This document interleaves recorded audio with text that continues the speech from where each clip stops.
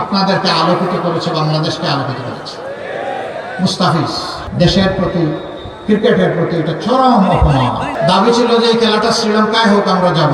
যদি অন্যদের জন্য তাই করা হয়, বাংলাদেশের জন্য কেন করা হবে না? একটা ছেলের কারণে আপনারা আলহামদুলিল্লাহ গর্বিত।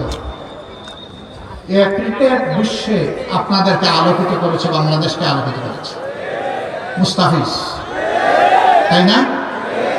এই ছেলেটাকে পার্শ্ববর্তী দেশ একটা ফ্রেন্ডলি ম্যাচে যেতে দিল না।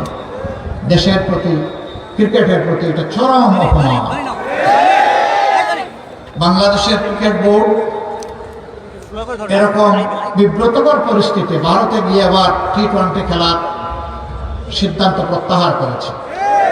দাবি ছিল যে এই খেলাটা শ্রীলঙ্কায় হোক, আমরা যাব। ক্রিকেট বোর্ড এই সঙ্গত দাবিটাকে মানল না। আমরা দুঃখিত, আমরা লজ্জিত। এখনো সময় আছে, আমরা অনুরোধ করি আপনারা আপনাদের সিদ্ধান্ত রিভিউ করেন। এরকম দুনিয়ার বহু দেশে ইতিহাস আছে। বিশ্বকাপ হয়েছে, কোনো একটা দল ইনস্টিটিউট অথবা ইনসাল্ট ফিল করেছে, সে বলেছে আমরা ওই দেশে গিয়ে খেলবো না, পার্শ্ববর্তী দেশের ভেন্যুতে আমরা খেলবো। সেই দেশ নির্ধারণ করা হয়েছে। যদি অন্যদের জন্য তাই করা হয়, বাংলাদেশের জন্য কেন করা হবে না?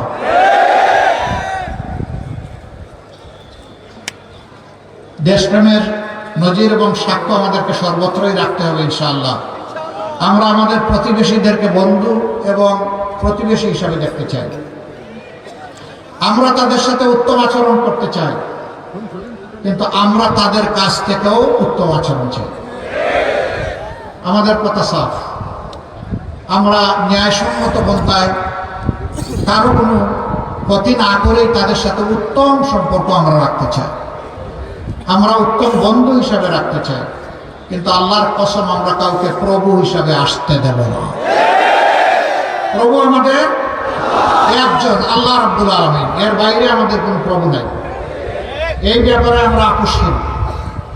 আমরা আশা করি আমাদের এই বিষয়টা মর্যাদার চোখে সবাই দেখবেন ইনশাআল্লাহ।